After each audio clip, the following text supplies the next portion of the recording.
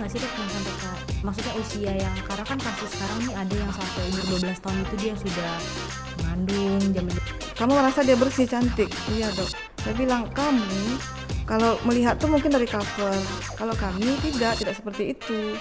Ada beberapa penyakit yang mungkin akan kamu dapatkan. Ini mereka nggak paham.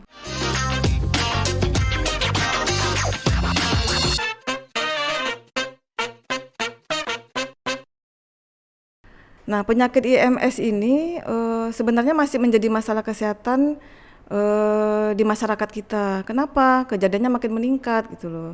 Banyak yang tanpa gejala, tidak disadari, namun tetap dapat menularkan. Jadi kadang-kadang pas dia sudah terinfeksi IMS, tapi dia tidak sadar kalau sudah terinfeksi, tetapi malah akan ditularkan ke pasangan seksualnya. Data di RCM, kami ambil data dari RCM, Cipto, 15% kasus IMS itu kasus-kasus baru pada usia 12 sampai 22. Wow. Jadi range mereka paling muda tuh usia 12 tahun. Nah, bagaimana dengan Hasan Sadikin Bandung? Nah, data tahun 2013. Ini tahun dulu nih, udah beberapa tahun, puluh tahun yang lalu. 9% pasien IMS itu usia 10 hingga 19 tahun. Bayangkan 10 tahun mereka sudah kenal IMS. Seks. Waduh, itu kenapa ya dok ya? Maksudnya kok bisa seusia 10 tahun itu tuh bisa terkena penyakit itu dok? Peran keluarga ya, perhatikan peran keluarga. Mungkin penyakit IMS ini ternyata malah tinggi di negara berkembang. Nah, ini data lagi nih yang cerita nih. Kenapa? Prevalensi IMS itu di negara berkembang ternyata lebih tinggi daripada negara baju. Satu, faktor demografis. Maksudnya apa? Ternyata lebih tinggi populasi usia muda di kita yang aktif secara seksual. Bayangkan berapa usia muda, mungkin nanti kita buka data dari data penduduk ya, se-Indonesia berapa yang usia muda. Kemudian terjadinya urbanisasi yang diikuti perubahan sosio-kultural. Mereka mungkin pindah ke kota, kemudian melihat yang kondisi seperti ini, tetapi pemahaman salah ya, atau kondisi kerja bagaimana, nah mengikuti alur yang seperti itu. Kemudian yang ketiga, tingginya jumlah prostitusi. Kenapa? Akibat ekonomi rendah. Tidak punya keahlian, tidak punya skill tertentu. Nah, mungkin cara satu yang lebih tidak ada modal kali ya, berhubungan seksual atau jadi PSK mungkin, atau menjadi peliharaan mungkin. Nah, gitu, mohon maaf. Nah, seperti itu. Nah, akhirnya apa? Tinggilah dapatlah penyakit IMS. Kemudian pasangan seksual yang multiple. Jadi dia berhubungan seksual nggak dengan satu orang, banyak orang mungkin. Kemudian kurangnya akses ke pelayanan IMS. Udah kena sakit nih, tapi nggak ngerti mau berobat kemana. Itu ya banyak kan? Juga yang kayak gitu ya dok ya? Banyak. Kemudian atau malu misalnya, dia udah sakit nih, aduh kok sakitnya kencing nih, kok saya udah keputihan yang baunya sudah berbeda misalnya, kok keputihan saya biasanya warnanya seperti ini, kok sekarang udah hijau busuk. Nah, baru takut. Cuma mau berobat bingung atau malu mungkin. Kemudian karena dia malu atau takut atau tidak mengerti, pergilah ke apotek atau ke toko obat. Nah, mencari pengobatan sendiri, minum antibiotik sendiri. Saya pernah duduk dulu waktu di apotek duduk. Datang pasien, orang beli obat. Mbak, beli obat antibiotik dong. Merek apa pak? Merek A. Mau berapa biji? 3 aja. Bayangkan minum obat antibiotik 3 biji untuk penyakit IMS, bagaimana tidak resisten tuh bakteri.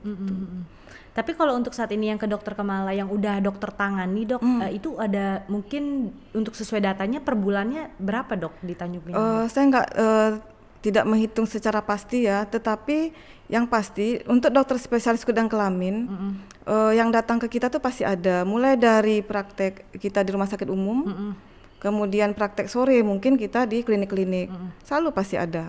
Tiap hari pasti ada tuh pasti dok ada. Itu yang sudah positif atau yang masih survive, sama maksudnya masih jaga kayak masih was-was gitu dok? Yang datang ke kita itu kebanyakan yang positif, tetapi yang misalnya dia merasa seperti ini nih, dok saya mau nikah deh, jadi ini pasangan saya, terus kami takut karena perilaku seksual kami dahulu yang tidak baik, suka gonta-ganti pasangan, dulu pacar saya banyak dok, pacar dia juga banyak tuh. Nah kami takut kalau seandainya kami berdua ini ada terinfeksi IMS, kami takut ketika kami menikah itu akan ditularkan ke anak-anak kami. Nah itu bagus. Itu berarti dia sudah Ada, teredukasi tetapi ya. jarang yang datang seperti itu. Ada beberapa pasangan yang datang sebelum menikah. Itu luar biasa ya. Iya. Itu saya apresiasi banget. Mengakui. Nah, kita periksa. Ternyata kalau seandainya mereka positif ya sudah kita obati. Iya, iya. Ketika kita nyatakan sembuh, silakan kamu merencanakan pernikahan. Diharapkan sih untuk semuanya harusnya gitu ya, Dok ya. Harusnya seperti itu, Seperti tidak itu. usah malu. Kami dokter terbuka untuk itu dan apa ya? Kan rahasia, itu rahasia pasien dan tidak boleh kita buka ke secara umum. Itu rahasia pasien, privasi pasien. Kalau tidak berobat, apa yang mungkin akan kita dapatkan? Ada penyakit-penyakit yang mungkin akan kita dapatkan kalau kita si IMS ini tidak kita obati. Gitu loh. Berapa Bu, Dok, maaf, usia yang berobat di kota ini, Dok? Range-nya? Kita ngambil range usia ya. Ya mulai pernah dari 16 tahun 16 ya? sampai ke usia, seingat saya tuh usia 50-an sampai 16 itu 60. berarti SMA kelas 1 ya Ya, berarti ya? SMA. SMA ya? Yep. Waduh, SMA aja udah Sudah mengerti. udah terkena itu. Mungkin dia entah paham entah enggak kali ya, Dok ya. Kalau berhubungan seksual yang kayak gitu tuh bisa mengakibatkan penyakit gitu. Nah itu makanya kami dari IDI, Ikatan Dokter Indonesia Tanjung Pinang dan Rumah Sakit Umum Daerah Kota Tanjung Pinang, kita mau roadshow nih. Ada beberapa sekolah yang kami adakan penyuluhan mengenai bahaya IMS pada remaja. Yang sudah kami jalani, yang pertama SMK 3 Tanjung Pinang. Terima kasih Bapak Ibu Guru, Bapak Kepala Sekolah yang sudah menerima kami ya. Terima kasih banget. Yang kedua yang sudah itu SMK 5 Tanjung Pinang. Terima kasih Bapak Kepala Sekolah. Sambutan dari sana antusias sekali dan anak-anaknya bertanya pertanyaannya Benar-benar bagus-bagus. Bertanyanya memang pengen tahu semua pengen ya, Dok tahu. ya. Mungkin mereka tidak seperti itu, mungkin mereka menanyakan untuk teman-temannya. Mungkin. Next mungkin kita ke SMA 2 dan SMA 4 yang sudah ini yang sudah dijadwalkan. Oke. Nah, Dok, ini kalau misalkan berganti-ganti pasangan itu kan beresiko menularkan penyakit. Nah, kalau kayak seperti maaf misalnya dia narkoba. Itu bisa nular nggak sih? Maksudnya dia berhubungan seksual tapi melalui kayak suntik-suntik narkoba gitu. Nah, kalau kita cerita narkoba, salah satu penularan IMS itu memang dari narkoba. Misalnya nih, jarum yang terinfeksi yang sudah dipakai oleh orang-orang yang menderita IMS, apakah itu HIV misalnya atau sifilis mungkin. Lebih cepat malah ya, Dok ya? Ya, lebih cepat. Nih darah tuh. Iya ya.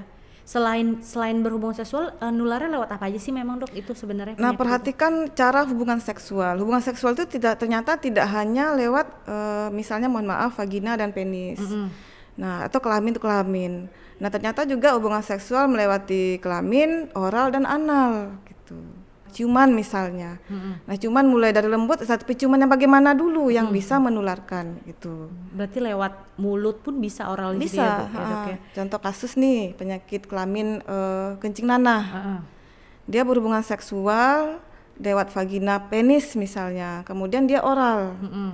Nah, ternyata si perempuan ini ada penyakit IMS, penyakit gonore di vaginanya. Dia oral gitu. Nah, kemudian yang cairan di vagina itu akan masuk ke tenggorokan. Itu bisa Bisa. situ ya? Nah, kalau berhubungan lewat anus juga ditemukan kuman atau bakteri gonore di anus. Taunya bagaimana? Dengan pemeriksaan laboratorium. Jadi kita ambil sampelnya atau swabnya di penis. Kalau dia ada keluhan mungkin sakit menelan atau kayak ada riak, mungkin dia merasa tidak nyaman di tenggorokannya atau dia berhubungan seksual lewat anus, kalau kita ambil sampelnya ketemu di situ bakteri gonore. Jadi nggak bisa berkelak ya, Dok ya? Nggak bisa ngelak. Itu mungkin boleh nggak sih, Dok, jelasin apa aja sih penyakit, maksudnya yang IMS itu ada apa aja jenisnya, Dok? Oke. Kita kan nggak tahu nih ya secara umum apa itu gonori, apa itu sifilis, Dok, gitu. Mungkin boleh nggak tuh? Nah, ketika kita berhubungan seksual yang beresiko atau gonta-ganti pasangan, ada beberapa penyakit yang mungkin akan kita dapatkan. Pertama namanya uretritis atau kencing nanah atau gonore. Nah, apa itu? Adalah suatu penyakit yang disebabkan karena bakteri Neisseria gonorrhoeae.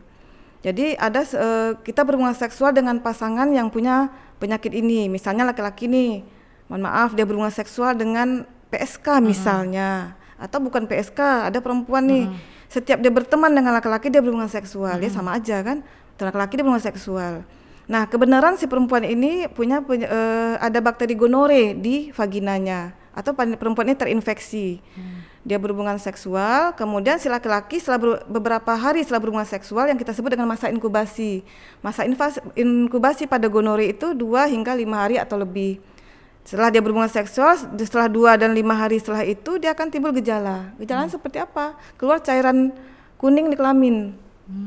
Cairan nanah lah di kelamin. Nah, nanti cairan nanah keluar, kemudian apakah ada gejala lain? Bisa jadi mungkin meriang atau sakit saat buang air kecil gitu. Tapi terlihat nggak sih dok seseorang yang punya penyakit seksual itu dok secara fisik ya? Enggak ya? Enggak terlihat. Kalau dia cuman infeksi gonore doang, cuman dia punya penyakit ini, dia sehat. Secara penampakan dia bagus, orang datang ke kita dengan gagah dengan bagus. Tetapi ketika kita buka, kita lihat kelaminnya, nah keluarlah cairan di situ. Seandainya dok dia punya penyakit seksual, misalnya si perempuan nih sudah punya penyakit seksual. Nah ada si cowok misalnya berhubungan lah sama si cewek ini. Tapi cewek ini secara fisik belum ada tanda-tanda, tapi sebenarnya dia udah ada penyakit di dalamnya. Sudah ada.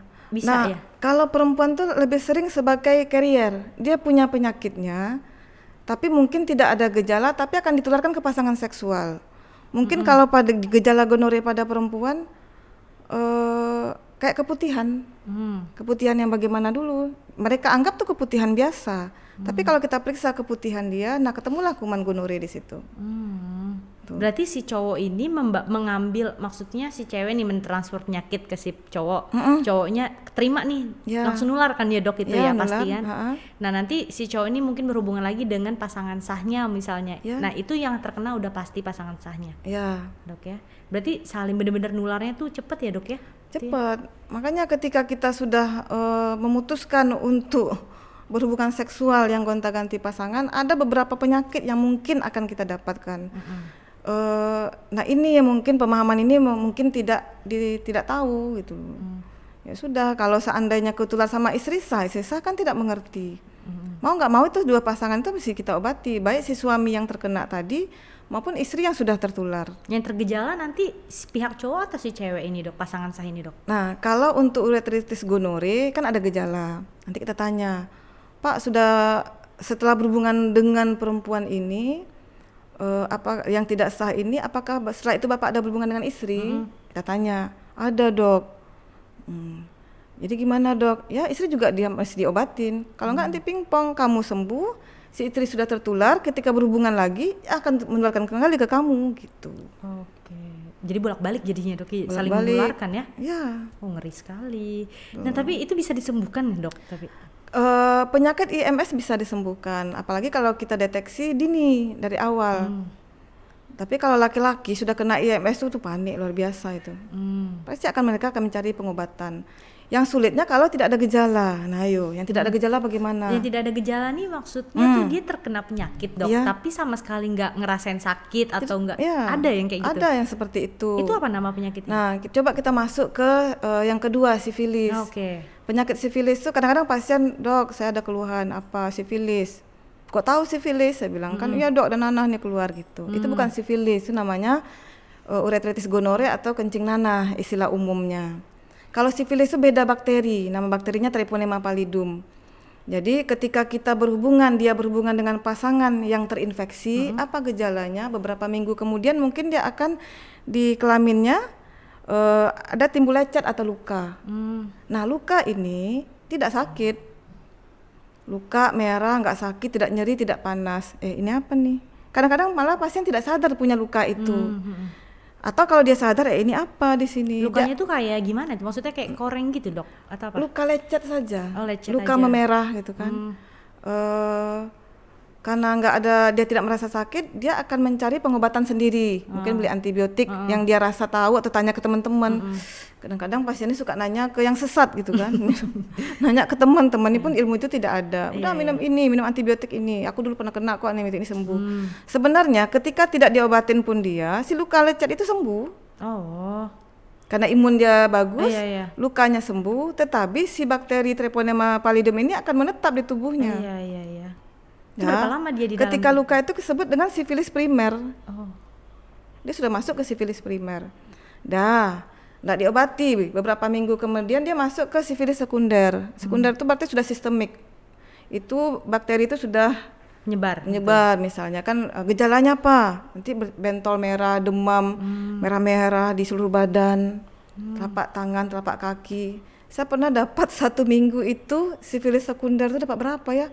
Dapat di rumah sakit, dapat di praktek sore dan di Kimia Farma. Itu jenis yang sama? Iya, saya pikir apakah ini mereka ini satu circle gitu loh. Bisa jadi tapi ya dok ya ada. Bisa jadi, ya, dok. 1 minggu, di berapa ya saya pasien ini kok pada sekunder semua gitu. Demam-demam telapak tangan dan kaki. Misalnya nih dia nggak berobat nih, dia minum paracetamol aja, sembuhlah yang sekunder ini. Habis naik lagi dia ya dok ya? Dia sembuh, nggak ada, dia sembuh. Kemudian dia masuk ke fase laten. Apa itu dok? Laten itu dia punya bakterinya tapi tidak ada gejala. Dan itu berlangsung bertahun-tahun. Oh, nah itu dia yang bahaya dok. Itu yang bahaya. Jadi dia fasenya tuh dari awal yang tadi mungkin luka dulu, terus naik sekunder itu ya. Nah di sekunder ini mungkin yang banyak berobat ya dok ya? Karena udah muncul. Kadang banyak juga nggak berobat loh. Iya ya. Pernah pada satu pasien datang dengan sifilis laten. Pernah nggak ada gejala seperti ini? Lama dia mikir, kan udah bertahun-tahun yang lalu tuh. Mungkin ada dok kayak demam, meriang-meriang. Saya bilang kan ada merah-merah, mungkin kayak campak. Nah kita gambar kayak gitu. Kena campak gitu pernah enggak? Rasa-rasanya pernah dok. Berobat kemana? Nggak ada dok, sembuh sendiri.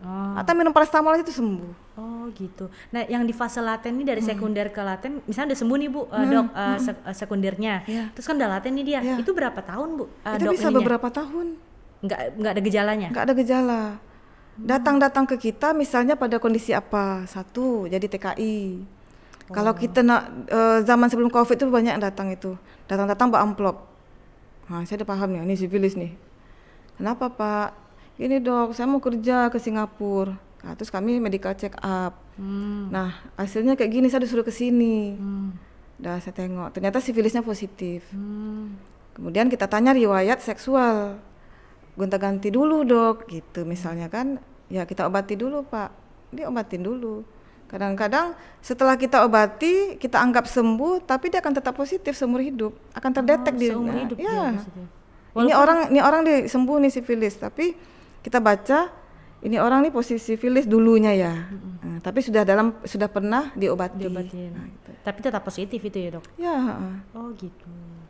Ya tapi ngeri juga ya kalau yang nggak ada gejala gitu ya dok. Ya ngeri lah. Maksudnya nggak, itu harus sadar diri sendiri ya dok ya kalau dia udah harusnya. Makanya kami itu penyuluhan kami dari ID dan RSUD Kota tuh ke remaja. Remaja itu karena pengaruh hormon mempengaruhi kognitif, psikologi kan. Makanya ada rasa ketertarikan seksual, aktivitas seksual normal. Kalau nggak tertarik itu malah nggak normal. Iya. Cuman batasnya ya dok. Dan tetapi dengan pemahaman yang salah, dia nggak ngerti nih. Taunya enaknya aja. Tapi efek yang akan dia dapatkan dia nggak tahu. Nah malah kan kita mulai ke sekolah-sekolah dulu. Itu kalau SMP ada nggak sih dok yang sampai ke, maksudnya usia yang, karena kan kasus sekarang nih ada yang sampai umur 12 tahun itu dia sudah mengandung, zaman-zaman di berita-berita itu dok. Nah kalau dia seandainya dia sudah hamil usia 12 tahun, kita kan nggak tahu dia sakit IMS atau tidak, harus ada pemeriksaan dulu. Iya ya, tapi bisa jadi IMS nih sebenarnya sudah bisa juga terkena ke usia-usia yang tadi bahkan dokter bilang ada yang 10 tahun ya dok yang terkena ya. Data dari mana tadi ya? Bandung ya? 10 tahun itu. 10 tahun itu loh dok, itu masih SD dia kan? Masih SD. Kasihan banget, kayak dia nggak tahu apa-apa gitu kan jatuh. Kayak gitu, oke. Nah dok, di Kepri sendiri, kita ngomongin di Kepri lah dok, mungkin nggak terlalu kota yang besar, tapi ternyata ada juga ya dok ya yang terkena IMS itu tadi, dan yang ke dokter pun setiap hari pasti ada datang. Nah kalau sekarang kita ngomongin untuk ini tadi berhubungan seksual gonta-ganti, kalau untuk maaf yang pasangan sejenis itu bisa tertular nggak dok? Nah malah angka tertinggi itu malah di pasangan sejenis. Hah? Iya? Ya, coba deh buka data-data di di dunia, atau kalau kita buka cerita kan angka LSL, kita searching di Google. Oh karena tadi dokter juga bilang penularnya bisa 3 tadi ya dok ya, dari oral, dari anal, sama dari apa tadi? Kelamin. Kelamin ya. Berarti kalau yang sejenis kayak gitu dari situnya bisa berarti. Bisa. Kebanyakan apa dok kalau untuk pasangan yang kayak gitu sejenis tuh penyakitnya? Yang pernah kita dapatkan ya, HIV pernah, sifilis pernah, yang gonore juga pernah. Nah, kalau HIV dok itu maksudnya udah tingkat tinggi ya kalau penyakit HIV? Ini HIV itu maksudnya apa sih? HIV itu Human Immunodeficiency Virus. Apa bedanya dengan AIDS? Jadi ketika kita berhubungan seksual dan terinfeksi HIV, HIV itu apa? Terinfeksi Human Immunodeficiency Virus, nama virusnya. Nah, beberapa tahun kemudian ketika imun kita sudah lemah, muncullah berbagai macam penyakit atau sindrom. Lama tuh. Nah, perlu saya coba jelaskan dalam bahasa awam ya. Ketika kita punya negara itu kan punya sistem pertahanan. Sistem pertahanan kita siapa? Ada angkatan laut, angkatan udara, angkatan darat. Nah, yang dilemahkan oleh si HIV ini sistem pertahanan. Misalnya nih AU, angkatan darat kita, angkatan laut sudah lemah. Nah, musuh masuk tuh. Kita sebagai rakyat yang angkat tangan lah kan, menyerah. Nah, gitu juga dengan tubuh kita. Allah menciptakan tubuh kita tuh dengan sistem imun. Sistem imun, sistem pertahanan tubuh. Maksudnya apa? Ketika kamu kena penyakit, sistem imunmu akan lawan dulu. Makanya ada orang kalau dia sakit nggak mesti ke dokter kan, sistem imunnya akan bekerja dulu gitu loh. Nah, nggak ke dokter pun dia hanya mungkin istirahat sebentar sembuh, nggak mesti ke dokter. Nah, beda dengan HIV. HIV ini dia akan melemahkan sistem imun. Imun yang diserang kita ya berarti ya? Imun kita yang dilemahkan. Jadi ketika imun kita, dan proses itu bertahun-tahun gitu loh. Nah, setelah imun kita lemah, nah baru muncullah berbagai keluhan penyakit. Contohnya TBC, kemudian sariawan, kemudian diare, nggak putus-putus, diare. Ini gejalanya nih dok? Ya, paling sering tuh itu. Jadi kalau ada seseorang yang dengan sudah HIV, sudah AIDS, gejalanya nanti kencing diare, atau ada gejala di mulut juga sudah ada, misalnya sariawan. Oh, sariawan tuh bisa juga? Dokter THT sering mendetek itu. Dia lihat sariawannya bagaimana, sudah periksa HIV ternyata positif. Gitu. Berat badan turun. Sariawan yang maksudnya ke arah sana itu yang sariawan yang gimana dok? Nah, kadang kayak Candida, jamur. Oh, banyak gitu ya dia ya? Banyak. Nggak cuma yang satu. Kalau kita kan sariawannya satu gitu satu. Ya? Habis itu kayak jamur apa ya, putih-putih di mulut gitu. Itu bisa sembuh tapi? Bisa kita obati sembuh. Tetapi kalau seandainya HIV nggak diobati, biasanya makanya ketika kita dapat penyakit IMS, satu aja gonore, kita screening tuh. Takutnya banyak ya. Bisa nggak dok seseorang terkena, misalnya dia gonore kena, herpesnya kena? Ada bisa. Juga? Bisa ya? Bisa. Oh, berarti nggak cuma satu nah, aja. Gini, misalnya ada pasien gonore datang ke kita kencing nanah. Yang paling mudah tuh kencing nanah sebenarnya. Karena kalau ketika kencing nanah kan takut pasiennya. Iya, apa nih yang keluar dari sini? Kan harusnya kan nggak ada cairan yang keluar. Udahlah keluar kuning-kuning. Kemudian sakit, buang air kecil. Nah, mereka akan cari pengobatan. Oke, kita suruh screening. Pak, berhubungan sama siapa dulu? PSK apa teman? Gitu kan. Temen dok. Oke, kita screening ya. Sudah berapa lama berhubungan? Udah jujur aja. Udah beberapa tahun ini kita screening. Screening apa? Kita cari sifilisnya, HIV-nya. Kalau dia ada duit, kita pakai pemeriksaan herpes. Berarti satu orang itu bisa terkena lebih dari satu penyakit? Bisa ya, terkena lebih dari satu penyakit. Pernah ada kasus sama dokter Kemala? Pernah. Jadi gonore dia positif HIV. Gonore positif dengan sifilis. Gonore ini yang pasti utama ya dok ya? Ya, yang sering datang ke dokter spesialis itu malah yang gonore, karena itu kan sakit itu. Kalau pasiennya dia positif sifilis, dia dilaten dia nggak ke kita. Iya ya, nggak tergejala ya. Nggak ada gejala. Bener. Berarti yang di gonore itu banyak, dan bisa jadi yang di gonore itu dia bisa jadi sifilis juga ya dok ya berarti ya? Ya bisa jadi. Kadang kita bilang, kamu yakin nggak pasangan seksual tuh cuma punya satu penyakit? Nah, mikir tuh. Enggak. Ya. Nah, bingung mau jawab apa. Jadi ketika dia berhubungan seksual, si perempuan ini berhubungan seksual banyak pasangan, nah sama kemungkinan dia punya penyakit ini dan ini. Gitu. Oke. Apalagi berarti untuk yang pekerja seks di luar sana, apakah mereka ini ada IMS-nya dok? Oke, kita lihat data ya. Iya. Nah, kita gonore aja ya, data gonore itu yang paling mudah. Nah, ini penelitian tahun 2005 di 10 kota di Indonesia, di mana satu Medan, yang kedua Tanjung Pinang. Dua Tanjung Pinang. Nah, yang ketiga Palembang, Jakarta Barat, Bandung, Semarang, Banyuwangi, Surabaya, Bitung dan Jayapura. Nah, jadi diambillah sampel dari 10 kota besar itu, totalnya 6.746 PSK yang kita periksa. Apa yang didapatkan? 28,64%-nya adalah gonore. Tapi sebenarnya bisa nggak sih dok? Itu kan salah satu penyebaran dari mereka nih misalnya, dan mungkin laki-laki yang kurang puas ini memakai jasanya gitu ya dok ya.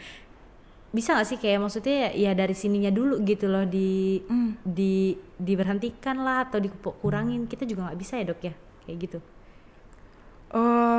Saya rasa laki-laki yang seperti ini pun dia tidak paham. Makanya kadang-kadang ketika datang ke kita, dok saya ini jadi tertular dari siapa dok?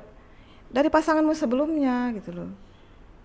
Masa sih dok? Kenapa? Saya bilang, kamu gak percaya, kamu rasa dia cantik gitu kan. Kamu merasa dia bersih cantik. Iya dok. Saya bilang, kamu kalau melihat tuh mungkin dari cover, kalau kami tidak seperti itu. Ada beberapa penyakit yang mungkin akan kamu dapatkan. Ini mereka nggak paham. Oh jadi dari perempuan itu ya dok? Nanya lagi. Lah ya dari mana? Nah, kadang datang ke kita, dok. Jadi gini kan dok, apa keluhannya? Kencing Nana dok, ada keluar cairan. Oke. Udah berapa hari? Gini kan dok. Jadi saya 2 hari nggak ganti sempak karena kerjaan seperti ini. Karena sibuk nggak sempat mandi gini-gini. Jadi saya kena penyakit ini. Itu bukan dari celana dalam, saya bilang itu karena hubungan seksual.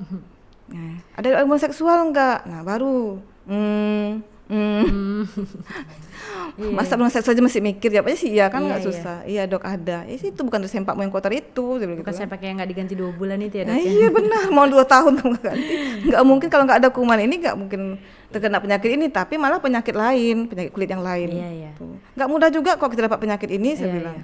Nah, baru. Tapi untuk para pekerja seksual di luar sana ya yang tadi dokter bilang mungkin karena dia nggak punya skill atau nggak punya keahlian tadi ya dok ya, jadi terpaksa dia karena kondisi apa tadi ya, ekonomi tadi. Tapi perlu diketahui sebenarnya dari yang bukan PSK saja banyak ya dok ya. Makanya saya suka tanya, selalu saya pertanyaan wajib saya itu, kamu berhubungan seksual dengan siapa? Saya bilang PSK apa teman, gitu. Nanti kebanyakan jawabannya malah teman. Iya bro. Nah tuh ayo. Dari teman ke teman, apalagi yang temennya dipakai juga sama temennya, dipakai juga. Nah itu gitu setiap dia berteman dengan laki-laki dia berhubungan seksual, setiap teman laki-laki dia berhubungan seksual gitu. Iya ya, ngeri ya. Dia bukan PSK, dia bukan orang yang apa ya, ekonomi rendah, bukan. Temannya itu. Tapi HIV bisa sembuh nggak sih dok? Maksudnya sembuh total? Sampai saat ini untuk HIV ada obat-obatannya. Tetapi ketika kita minum obat itu kita hanya menekan pertumbuhan si virus, tidak mematikan. Kita hentikan obatnya, ya dia akan aktif kembali. Gitu. Jadi cara pengobatan itu minum obat terus gitu dok? Seumur hidup. Seumur hidup minum obat. Waduh. Sekali dia berhenti, ngulang lagi gitu nggak? Saya dapat pasien kemarinnya dirawat dengan alergi obat. Obat. Nah itu gimana tuh? Nah dengan HIV. Namanya misalnya A lah ya. Udah sembuh nih, udah bagus. Kita periksa lagi, ya udah bagus. Kemudian datang beberapa bulan, ini saya kenal, ini pasien kapan ya? Oh iya, kamu, saya bilang. Apa keluhannya? Gatal dok, ini makin parah gatalnya gitu kan.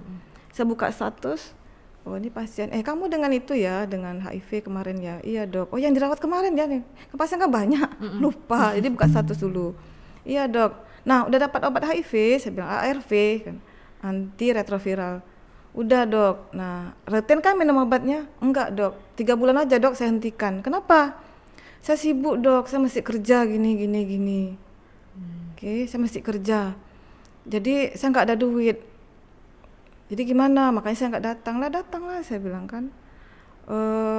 Ketika kamu habis minum obat HIV itu agak enak nggak badanmu? Iya dok, agak enakan. Makanya saya hentikan pengobatan karena saya sibuk kerja. Nah ketika dia tidak minum obat, imunnya mulai turun tuh, HIV-nya mulai berkembang lagi, mulailah muncul berbagai macam gejala termasuk kulit. Nanti dia ketombean, kemudian merah-merah, gatal gitu loh. Habis sudah koreng-koreng karena digaruk. Gitu. Tapi berarti minum obat itu cuman kayak Dia merasa mungkin udah seger kali ya, jadi nggak diminum lagi ya dok Iya, ya? karena kenapa dia merasa segar? Ketika kita minum antiretroviral tersebut, itu si virusnya tertekan. Tapi nggak hilang, Mbak? Nggak hilang? Nggak hilang, Oke. nggak hilang. Dia tetap ada ya? Ngeri ya dok? Ngeri Tapi bisa sebenarnya. deh, maksudnya sampai saat ini kasusnya sampai ada yang meninggal nggak sih dok? Ada. Iya ya, karena Ada. kasus HIV itu ya. Datang ke kita kadang-kadang dalam kondisi sudah berat gitu loh, sudah lemah. Dia nggak berobat, dia kondisi lemah. Saya dapat pasien waktu itu apa ya? Aduh, koreng tuh seluruh badan sudah. Dari mana? Saya datang ibu, dia bilang. Setiap saya datang ibu. Cewek bu? Dok? Cowok. Cowok. Iya, saya bilang kan gimana kan? Nah, udah sabar ya, kita berobat. Itu orang tua nungguin di situ duduk. Mak dia nungguin di situ duduk. Maknya nggak tahu anak sakit apa. Itu usia berapa dok? 19. Wah ya Allah, udah akut ya 19 tuh ya? Bayangkan dia berhubungan seksual usia berapa? Usia berapa? Nah, Iya gitu kan, loh. kalau udah separah itu ya dok ya? Waduh. Makanya, satu lagi, tidak perlu malu gitu loh. Kalau kita sudah merasa, ketika kamu dapat informasi ini, mungkin ada permisi saya mendengar ya. Ketika kita merasa perilaku seksual kita salah, nggak apa-apa. Coba periksakan diri gitu loh. Untuk pemeriksaan seperti HIV, sifilis itu kan di BPJS kan ditanggung kalau nggak salah saya. Sifilis ada. Mungkin yang tidak ditanggung tuh kayak herpes gitu. Herpes kan lumayan mahal saya pikir itu. Nah, kita pemeriksaan di rumah sakit umum. Kalau seandainya positif sudah kita berobat. Nggak usah takut.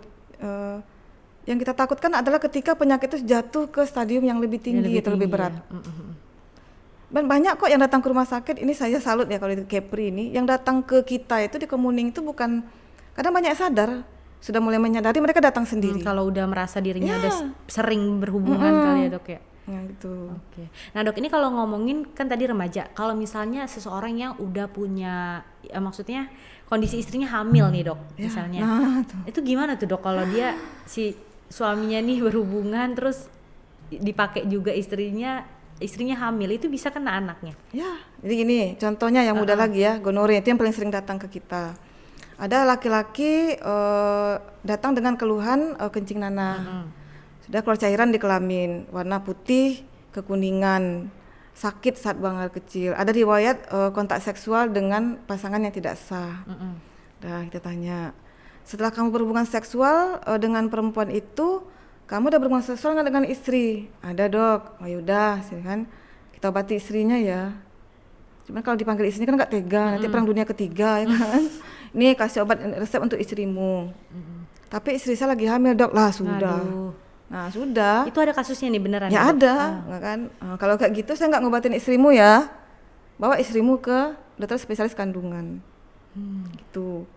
Ya, ada spesialis kandungan mungkin cek-cek gini. Nah kebenaran pastinya kenal dengan salah satu spesialis kandungan, telepon, dok saya gini-gini sama dokter Kemala nih, saya gini-gini, saya dengan istri, apakah istri saya nanti ini? Iya tertular kata dokter Kemala. Udah bawa sini istrimu. Aduh. Hebatin. Nah apa akibatnya kalau kita berhubungan seksual dengan istri yang sedang hamil, kemudian ketika anak kita lahir, apakah akan tertular ke ini istri tertular nih, anak kita mau lahir. Nah di dalam jalan lahir itu terkontaklah bakteri gonorrhea tadi ke yang paling itu ke mata anak. Makanya ophthalmia neonatorum. Jadi matanya tuh diliput nanah. Iya. Kayak di kelamin tadi itu di mata. Jadi ada infeksi di mata. Memang di mata dok? Iya di mata. Itu karena jalan lahir, proses jalan lahir tadi. Makanya kalau ada pasien seperti itu, kita anjurkan untuk seksio. Ngeri ya. Pasti di mata ya dok ya keluar itu ya? Dan itu ada pasiennya, setelah teman-teman yang di spesialis anak ya, ada pasiennya di RSUD kota. Berarti kalau misalkan lahir anaknya dan ada nanah itu udah pasti tertular dari suaminya ya? Iya, bisa jadi kalau kita pastikan itu apa ya kita periksanya dulu dong, kita periksa bakterinya di laboratorium. Nah ketemu bakteri apa? Tapi si anaknya ini bisa disembuhkan kan? Bisa disembuhkan. Bisa kan? Aduh ngeri ya. Agak tegang ya dok ya kita ya. Nah satu lagi, apabila kita ternyata IMS ini berdampak negatif yang terhadap reproduksi dan anak. Nah, apa sih komplikasinya? Bisa infertilitas, baik pada laki-laki maupun perempuan. Infertil maksudnya apa sih? Mandul, nggak punya anak. Jadi infeksinya tuh udah menyerang reproduksi kita. Ini kalau udah parah dok. Yang nggak diobatin nih, dibiarkan ya kan. Nah, mandul kemungkinan. Jadi sperma ini nggak berfungsi lagi ya dok ya? Ya, misalnya gini, kita berhubungan dapat penyakit gonore, habis itu gue ngobatin sendiri. Kurang, habis itu muncul lagi karena malu nggak berobat. Kalau infeksi masih saluran kemih aman lah. Tapi kalau tidak diobati, yang kita khawatirkan infeksinya turun ke tuh buah zakar. Dalam buah zakar kan ada testis. Testis itu apa sih? Itu pabriknya sperma. Nah, kalau infeksinya turun ke situ, apa yang terjadi? Pabriknya rusak, sperma yang dihasilkan juga tidak poten. Nah, makanya mandul. Tuh, kemudian bisa kanker di mulut rahim, kematian prematur janin gitu. Itu bisa jadi jembar kemana-mana ya dok ya, kalau udah Mana-mana. status kayak gitu nggak diobatin ya. Kalau kanker serviks dok, itu apa dok? CA cervix itu kan salah satu penyebabnya paling sering kan HPV, Human Papilloma Virus. Oh beda ya sama. Beda tuh. Itu di mana? Maksudnya di perempuan ya dok ya? Dia perempuan. Di perempuan. Makanya pada perempuan yang sudah pernah berhubungan seksual dianjurkan untuk pap smear. Untuk deteksi dini, deteksi dini terhadap penyakit CA cervix. Tuh, kadang-kadang dia kan silent tuh. Iya iya. Sekalinya muncul udah ke stadium lanjut, stadium 4 udah kemana-mana. Tuh si kankernya. Itu juga kalau kanker serviks nggak bisa yang sembuh total ya dok ya? Kalau seandainya masih awal, masih sel kankernya masih di mulut rahim, kalau dioperasi kan sembuh. Oh dia dioperasi ya dok, diangkat ya? Diangkat. Tapi kalau sel kanker sudah menyebar, udah stadium berapa misalnya. Nah masalahnya ini nakalnya si cervix ini dia kan silent. Datangnya ke kita, ke dokter kandungan itu sering sudah gejala lanjut, datang ke rumah sakit lah ya. Misalnya setiap berhubungan seksual perdarahan, setiap berhubungan seksual perdarahan. Oh bisa gitu ya? Nah ternyata CA. Tuh udah stadium sekian misalnya, udah stadium lanjut. Nah nanti diangkat juga, kemo juga ujung-ujungnya. Kemana-mana deh. Tapi dokter Kamala praktek di maksudnya kulit ini, kelamin ini udah berapa lama dok? Saya di Tanjung Pinang tuh sudah 7 tahunan ya. 7 tahunan. Nah selama dokter menangani kasus-kasus di Kepri ini yang paling parah itu apa dok? Kita nggak ngomong parah sebenarnya ya, selalu ada. Selalu ada ya kan? Dari semua jenis yang tadi dokter jelaskan itu ada? Ada, ya? Ada semua. Ini yang saya ambil, kalau ditanya yang lain mah banyak sebenarnya. Cuman yang paling sering datang ke kita dan teman-teman di puskesmas misalnya kan, nah, teman-teman di praktek spesialis kulit yang di mandiri gitu, itu yang paling sering. Oke dok, ini kita udah banyak banget ya, maksudnya teredukasi banget ya dok sama dokter Kamala ngomongin penyakit kelamin, dan bahkan tadi kata dokter ada yang usianya 10 tahun loh ya. 10 tahun itu kan masih muda. Itu data di luar ya, bukan di Kepri ya, bukan di tapi saya belum Kepri. dapat ya kalau Iya, di Kepri. di Bandung tadi ya dok ya. Itu kan maksudnya masih terlalu dini untuk terkena IMS. Dan di Kepri sendiri pun tadi sesuai data juga cukup lumayan ya dok ya. Ada. Mungkin boleh nggak sih dok kasih apa sih edukasi untuk teman-teman lah dok? Tunggu ya. Gimana sih biar kita tuh nggak sampai ke sana gitu loh dok, jangan sampai terkena lah, jangan sampai mampir ke kliniknya dokter. Nah, di sini disebutkan bahwa kita coba remaja lah ya, dari adik-adik kita ya, apa yang mesti dilakukan oleh orang tua. Ini orang tua dulu deh. Kita tidak bisa menutup mata, ternyata kasus ini ada gitu loh. Cuman nggak mungkin kami cerita, tuh remaja gitu tuh udah kena IMS, nggak boleh. Makanya kita turun, jelaskan ini, datanya ada, kita bicara tuh data. Kalau tidak ada data jangan berbicara gitu kan. Nah, berikanlah pendidikan seks sejak usia dini pada anak. Kalau misalnya orang tua nggak ngerti, libatkan dokter yang ahli, jangan bertanya ke orang, tanya teman. Dan hindari apa sih akibatnya kalau kita pergaulan bebas. Ini loh penyakit yang mungkin akan kamu dapatkan. Tuh, kemudian pentingnya pendidikan agama. Dan tanamkan bahwa saling mencinta itu tidak harus kontak seksual gitu. Kita cinta memang, tapi say no to sexual contact. Dalam artian perjalanan hidupmu masih panjang, ya kan? Kamu masih remaja, perjalananmu masih panjang. Lebih baik gunakan waktu itu untuk yang positif. Gimana dok? Ya carilah pergaulan yang baik.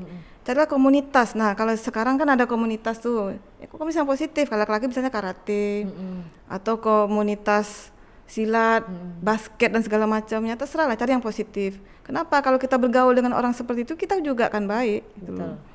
Nah, kalau kita bergaul dengan komunitas yang seperti itu, seperti ini, yang tidak baik, kita juga akan ikut tidak baik. Nah, karena kan ada dokter tadi kan bilang ada rasa ketertarikan seksual itu kan normal gitu. Kami pengen nih gitu. Nah, bagaimana untuk menekan itu? Ya tadi gunakan energi yang berlebih tadi untuk kegiatan yang positif. Sehingga lupa ya dok. Lupa itu akan tertekan dengan sendirinya. Betul. Tuh, kalau kamu tak ada kegiatan itu malah nggak normal gitu kan. Perlu pula ditanyakan ini kenapa. Iya. Nah, yang ketiga, apa yang dilakukan orang tua? Hindari membuat remaja merasa lebih bersalah lagi gitu loh. Dan tersisih karena IMS. Ini dapat anak IMS, habis itu dipukulin, di mana dia marah, diusir dari rumah. Jangan seperti itu. Rangkul anak. Introspeksi diri kita sebagai orang tua. Orang tua tidak selalu benar loh. Anak juga tidak selalu salah kan. Kalau anak sudah seperti itu, introspeksi kita sebagai orang tua. Selama ini aku perhatian nggak dengan anak? Selama ini ketika anak pulang jam 12 malam, marah nggak kita? Marah nggak kita gitu loh. Coba dipikir-pikir, apa yang dia lakukan sampai jam 12 malam atau apa yang dilakukan di luar sekolah itu apa? Orang tua mesti tahu. Itu. Nah, apabila sudah terkena IMS, rangkul anak, ayo nak, kita ke dokter berobat. Hidupmu masih panjang. Jadi anak merasa nyaman dengan orang tua, tetapi ketika orang tua sudah marah, sudah menolak, akhirnya apa? Anak akan mencari pelarian sendiri. Dia akan bertanya ke teman-teman, habis dia akan menarik diri gitu loh. Kasihan dong remaja kita, anak kita gitu loh. Di usia berapa dok seharusnya orang tua tuh ngasih tahu itu semua kalau ini nggak baik? Di usia pubertas sudah boleh kita kasih tahu itu. Kadang-kadang udah tertarik itu kan, kadang main-main Kadang-kadang kalau di rumah itu kan suka itu, mah itu udah punya pacar loh. Padahal kan nggak ada, suka-sukaan gitu aja. Nah tekankan. Ternyata pada usia segini lebih baik belajar, cari dulu ilmu yang banyak. Kamu mesti sekolah dulu, dapat ranking, kemudian kuliah, kerja. Ketika kamu bekerja, semua perempuan yang kamu inginkan bisa kamu dapatkan gitu loh. Benar-benar. Sekarang, kalau seandainya kita berhubungan seksual, hamil pula tuh anak orang ya kan, mau dikasih makan apa coba? Tuh. Jadi itu yang kita katakan anak-anak. Pendekatan orang tua ngerti lah ya bagaimana anaknya ya, sifat masing-masing. Ada cara-cara trik orang tua tertentu dengan ke anak itu.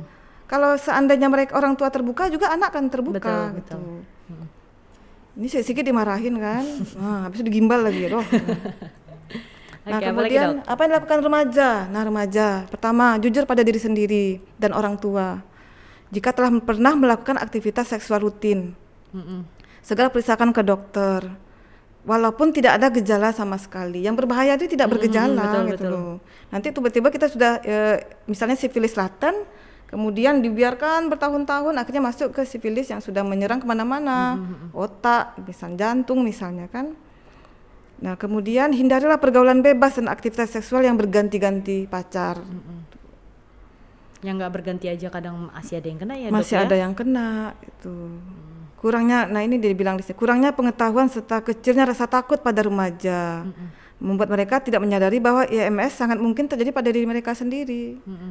Jadi memang rasa takut tuh pada usia segitu kan nggak ada. Itulah peran orang tua, peran guru, peran kita semua deh.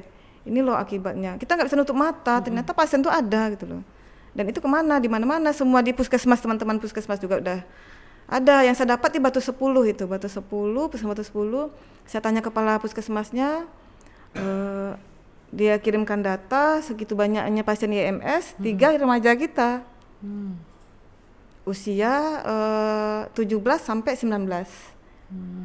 Tuh, kemudian dapatkan edukasi tentang seks secara benar. Cari informasi dari ahlinya atau sumber terpercaya, bukan di teman. Nah, teman ini sesat ya, ikut sesat juga kita. Sebenarnya kan? Di orang tua lagi ya dok ya. Orang tua tetap yang mengedukasi ke anak. Kadang-kadang gini nih, yang saya kalau dapat teman yang sesat, nah sebelum kamu berhubungan, kamu minum antibiotik ini biar gak ketular. Sesat ya dok ya. Itu mah sesat. Nah, itu. Dia nggak, yang ditanya iya juga, oh gitu ya gitu kan. Itulah karena yang tadi tetap peran orang tua sih kalau untuk usia segitu ya dok ya. Siapa lagi yang mengedukasi kalau bukan orang tua? Bukan orang tua. Orang mungkin, tua masih tahu anaknya kemana, masih tahu. Gak mungkin dokter datang terus kan ke kita kan. Edukasi gitu. Makanya untuk saat ini saya coba mendobrak ya. lah remaja-remaja kita nih gimana. Saya pernah dapat pasien, aduh sedih banget. Kalau kami dokter itu dapat pasien kelamin mah biasa. Ya Pak ya ini nih, Pak. Jadi kita mulailah Pak, panjang lebar cerita. Nah kemudian, kalau yang datang nih anak remaja datang diantar orang tua. Nah ini dia nih yang Ini nggak dia nih sadar. diantar, misalnya kan saya ingat praktek itu. Jadi penyakit anak saya apa dok? Kata mamahnya. Ya dijawab loh bu, ini penyakit kelamin dan ada kontak seksual sebelumnya. Tapi bagus ini anak, ya dia terbuka sama orang tua. Wih orang tua nangis, mamanya nangis. Nangis saja jadinya kan. Itu si anak tuh bersujud itu minta ampun, maaf. Lalu saya bilang Laki-laki dok? Laki-laki. Ampun. Dia bilang nggak apa-apa bu, anak ibu bagus saya bilang. Ketika dia ada keluhan, dia datang ke ibu, dia cerita, nah kita carikan jalan terbaik. Ibu nggak usah takut, penyakit ini bisa disembuhkan. Nah nanti kita coba screening juga penyakit yang lain. Alhamdulillah nggak ada penyakit lain. Memang tok gonorrhea saja. Kalau kayak gitu berarti dia tertular dari si perempuan yang dia berhubungan tuh ya dok ya tadi ya? Oke. Ada lagi mungkin dok yang mungkin mau dokter sampaikan untuk adik-adik remaja atau yang untuk udah berkeluarga juga nih, banyak juga nih dok? Ya yang penting itu adalah jangan bergonta-ganti pasangan seksual. Itu yang utama ya? Utama.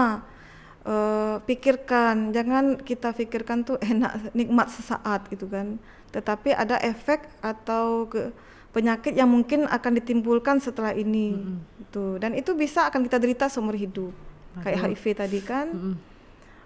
Kemudian jujurlah pada diri sendiri gitu. Kalau udah sakit atau ada aktivitas sosial datang ke kita gitu. Kalau ada terbuka, ajak orang tua. Saya harapkan kepada orang tua, apabila ada anaknya sudah mendapat IMS, ayo dirangkul, bawa ke kita akan obati. Dan mulailah saat itu ya perhatikan anak-anak kita gitu loh.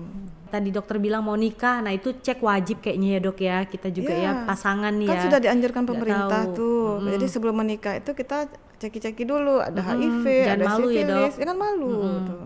Daripada berkelanjutan nanti pas teman-teman hamil kan. Jangan egois ya. Jangan nanti penyakit ini akan kita turunkan ke anak kita gitu loh, yang tidak ada dosa apa-apa. Kasihan ya dok. Kasihan gitu loh.